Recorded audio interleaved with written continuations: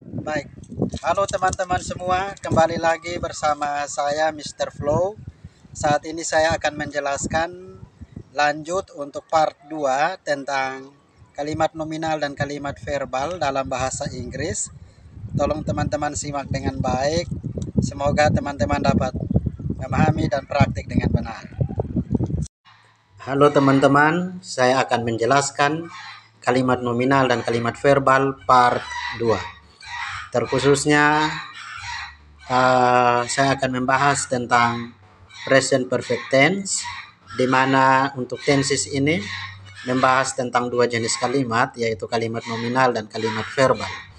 Teman-teman, untuk kalimat nominal, untuk present perfect tense ini, untuk kalimat nominalnya dia menggunakan uh, auxiliary verb atau sinonimnya adalah helping verb. Artinya kata kerja bantu, teman-teman. Ya, jadi di sini dia menggunakan have been. Jadi yang ini cara omongnya have been. Nah, have been ini teman-teman, dia berpasangan dengan subjek you, they, we, dan I. Itu bersifat abadi. Tidak boleh uh, tukar ya, tukar posisi ya teman-teman. Terus yang kedua has been. Ini cara bacanya has, yang ini dan ini cara bacanya been. Nah, has been ini teman-teman, dia berpasangan dengan subjek she, he, dan it. Ya, jadi tidak boleh teman-teman pakai you, they, we, I itu dengan has been. Sebaliknya, she, he, dan it tidak boleh berpasangan dengan have been. Ya, itu sudah dari sononya begitu teman-teman. Nah, jadi ini rumus untuk kalimat nominal khusus untuk present perfect tense. Oh iya, saya akan menjelaskan present perfect tense dulu. Jadi present perfect tense itu teman-teman, dia menjelaskan tentang suatu kegiatan yang sudah terjadi, tapi waktu terjadinya kita tidak tahu. Contoh, saya sudah makan, saya sudah minum, tapi waktu terjadinya kita tidak jelaskan, entah jam berapa, entah kapan, misalnya hari apa, di bulan apa, kita tidak jelaskan itu. Jadi hanya bilang sudah saja, sudah dilakukan saja. Ya, seperti itu teman-teman. Yang berikut ini contohnya. Saya sudah berada di sini. Ya, kita pakai I have been here.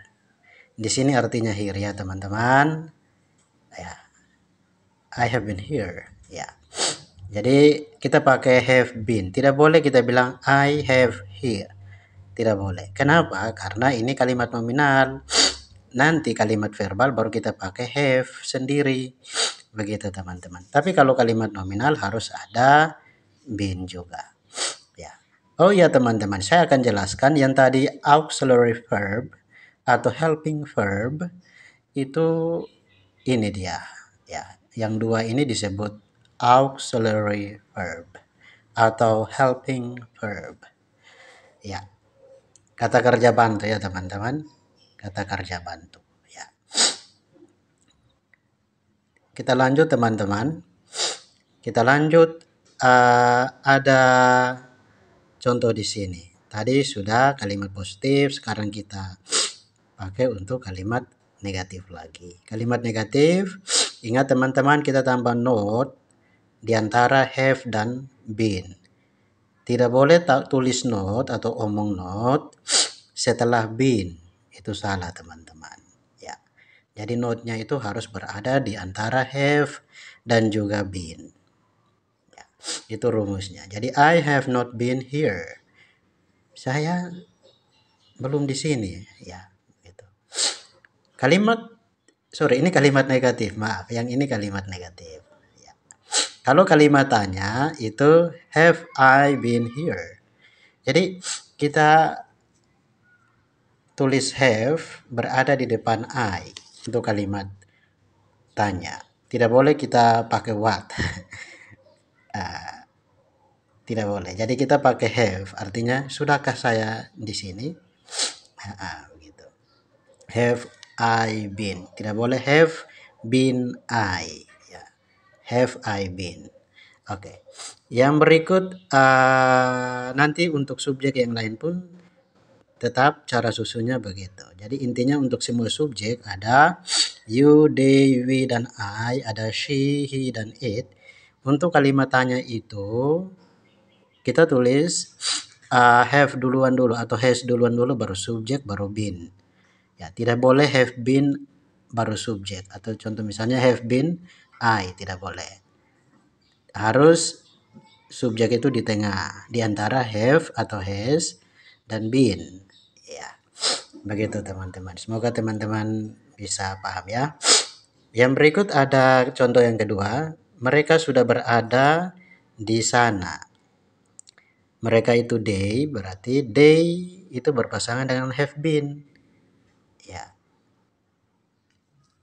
Ya, they have been there. Tidak boleh teman-teman bilang they have there. Tidak boleh. Ya. They have been there. Yang berikut untuk kalimat negatif kita tulis they have not been there. Jadi not itu ingat teman-teman harus berada di antara have dan juga been. Tidak boleh not itu setelah been. Tidak boleh kita bilang they have been not baru there. Tidak boleh. Ya. Yang berikut teman-teman, have they been there? Sudahkah mereka berada di sana? Ya, jadi have duluan teman-teman, baru subjek. Ingat subjek itu harus berada di antara have atau has dan been untuk kalimat tanya. Ya. Yang berikut dia laki-laki sudah berada di toko. He has been at shop. Jadi tidak boleh kita bilang he has at shop. Tidak boleh. Ya. Jadi tambah been dulu ya karena ini kalimat nominal. Ya. Yang kalimat negatif itu he has not been at shop. Jadi not itu lagi-lagi harus berada di antara has atau have dan been. Tidak boleh not kita tulis setelah been. Ya, tidak boleh. Kalimat tanya itu has atau have duluan. Jadi di sini has he been at shop? Sudahkah dia di toko? Begitu. Ya. Kalimat tanya ini yang tadi saya sudah jelaskan, has harus duluan. Jadi subjek he harus berada di antara has dan been. Untuk kalimat yang berikut, contoh yang berikut, dia sudah berada di hutan. Ya, dia ini, saya lupa tulis it ya, kita pakai it. Ya, it itu mungkin hewan, ya hewan misalnya rusa, ya. Jadi kita ganti dengan it karena it itu kata ganti benda teman-teman ya. Ini saya lupa tulis ya. It has been at forest. Jadi kita tulis kalimat positifnya seperti ini, tambah been ya. Has been at forest. Kalimat negatif yang ini it has not been at forest. Ya, jadi notnya harus berada di antara has dan been. Kalimat tanya has duluan baru it baru been. Jadi it itu ada di antara has dan been. Ya. Oke teman-teman, kita lanjut untuk kalimat verbal. Untuk present perfect tense. Kalimat verbal ini menggunakan kata kerja teman-teman. Di sini ada have dan has. Kita harus pakai. Have itu tetap berpasangan dengan you, I, they, dan we. Has itu berpasangan dengan she, he, dan it. Teman-teman cara susunnya nanti subjek ini duluan, baru have atau has, baru kata kerja bentuk ketiga. Jadi teman-teman dalam bahasa Inggris untuk tenses itu kata kerjanya mulai dari kata kerja bentuk pertama, bentuk kedua, dan ketiga. Ya, jadi untuk tenses ini, untuk present perfect tense dia menggunakan kata kerja bentuk ketiga. Seperti apa kata kerja bentuk ketiga? Sebentar saya akan jelaskan. Yang berikut teman-teman untuk contohnya, saya sudah makan roti. Ya, jadi di sini kita pakai I have eaten bread. Tidak boleh kita bilang I have been. Tidak boleh tulis been lagi di sini. Been itu untuk kalimat nominal. Karena ini kalimat verbal, maka kita tidak usah atau tidak boleh tulis been di antara have dan eaten. Eaten ini teman-teman bentuk ketiga, karena tadi saya sudah jelaskan kita harus pakai kata kerja bentuk ketiga. Ya. Bentuk pertamanya eat. Begitu teman-teman. Kalimat negatif kita tambah not di antara have dan eaten. Ya. Have dan eaten. Jadi eaten ini bentuk ketiga dari eat. I have not eaten bread. Ya. Kalimat tanya, sorry saya lupa tulis lagi. Tulis dengan benar, ini have ya.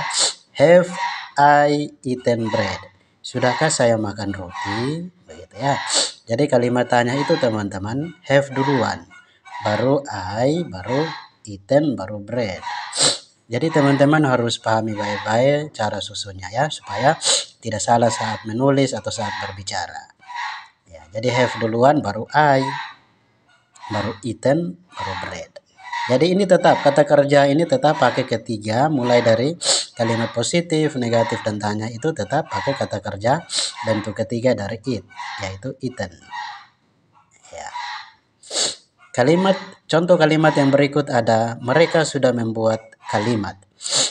They have made sentence. Jadi teman-teman, di sini kita pakai have. Kenapa? Karena ada they. Karena rumusnya they itu harus berpasangan dengan have. Ya. Made ini bentuk ketiga dari make, membuat. Bentuk pertamanya make. Cara omongnya make. Ya. They have made sentence. Kalimat negatif tetap kita pakai they have, tulis not baru made. Ya, jadi not itu berada di antara have dan kata kerja bentuk ketiga. Tidak boleh teman-teman bilang they have made not sentence. Itu salah teman-teman. Ya, atau tidak boleh kita bilang they not have made. Tidak boleh. Jadi not itu harus berada di antara have dan juga kata kerja bentuk ketiga. Di sini kata kerja bentuk ketiga adalah made. Kalimat tanya itu have harus duluan teman-teman, baru subjek. Jadi have they made sentence. Ya. Jadi have harus duluan. Tidak boleh they duluan atau tidak boleh made duluan. Harus have ya. Kalimat yang berikut ada dia laki-laki sudah datang. He has come. Jadi come ini bentuk ketiga dari come itu. Jadi untuk kata come dalam bahasa Inggris, bentuk pertama dan bentuk ketiganya sama teman-teman. Ya. Di sini kita pakai has. Kenapa? Karena memang he itu berpasangan dengan has. Ya, yang ini teman-teman. Yang berikut teman-teman ada, ya jadi di sini tidak boleh pakai been lagi ya teman-teman. Ini langsung saja has come, has not come. Jadi notnya setelah has dan kata kerja bentuk ketiga. Kalimat tanya itu has duluan, ya. Baru he, baru come. Ya. Contoh yang berikut, Dugong sudah menunggu di sana. Dugong has waited there. There itu artinya di sana. Waited ini bentuk ketiga dari wait atau menunggu dalam bahasa Indonesia. Karena ini bentuk ketiga, kita tambah ed di belakang teman-teman. Ya. Jadi kita pakai has, tidak boleh tulis atau omong been setelah has ya teman-teman, karena ini kalimat verbal. Kalimat negatif kita tulis atau omong Dugong has not. Jadi notnya berada di antara has dan waited there. Jadi kata kerja bentuk ketiga ini sama teman-teman, dari kalimat positif, kalimat negatif sampai kalimat tanya itu sama. Has Dugong waited there? Ya. Jadi has duluan baru Dugong. Dugong ini teman-teman salah satu ikan purba yang berada di Alor teman-teman. Ya, kalau teman-teman datang ke Alor, bagi teman-teman yang di luar Alor, teman-teman akan lihat, atau mungkin teman-teman bisa cek di channel YouTube Dugong Alor itu ada ya. Jadi dugong ini nama hewan ya begitu. Jadi kita pakai has. kata gantinya kan itu, teman-teman. Jadi kata gantinya it, maka kita pasangkan dengan has atau cara tulisnya has. Has Dugong waited there? Ya, begitu. Oke teman-teman, yang berikut ada kata kerja bentuk pertama dan kata kerja bentuk ketiga yang saya tulis di sini untuk membantu teman-teman. It ini ayat saya lupa tulis, baru ada salah, saya lupa tulis. It bentuk pertama, bentuk ketiganya eaten. Ya, make membuat. Bentuk pertama, bentuk ketiga adalah made. Ya, come bentuk pertama, bentuk ketiganya sama, dan wait itu menunggu, bentuk ketiganya waited. Ya, go pergi, bentuk ketiganya go, dan sell bentuk pertama ini menjual, bentuk ketiganya adalah sold. Ya. Oke teman-teman, itu untuk penjelasan kalimat nominal dan kalimat verbal untuk present perfect tense. Ya teman-teman, sekian dari saya. Tetap semangat belajar. Saya yakin teman-teman pasti bisa. Semoga bermanfaat. Tuhan memberkati.